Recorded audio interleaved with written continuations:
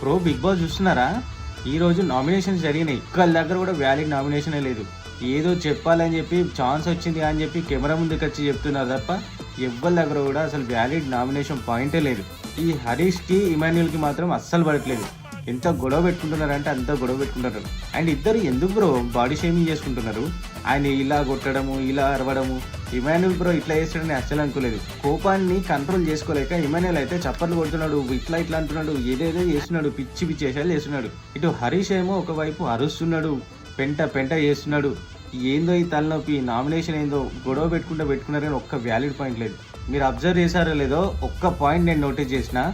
రీతో వచ్చి హరీష్ని ఇలా చప్పట్లు కొట్టు బయటికి వెళ్ళి అంది. ఇది ఎంతవరకు కరెక్టో మీరు చూసి చెప్పండి. ఎందుకంటే అలా చప్పట్లు ఎవరు కొడతారో మీకే తెలుసు. కానీ హరీష్ని ఈరోజు రీతు అంత ఇన్సల్ట్ చేసింది, దీన్ని ఎవరు నోటీస్ చేయలేదు. దీన్ని పాయింట్ చేసుకొని మాట్లాడితే రచ్చ రచ్చ జరుగుతుంది. మీరు ఒకసారి ఎపిసోడ్లో చూడండి.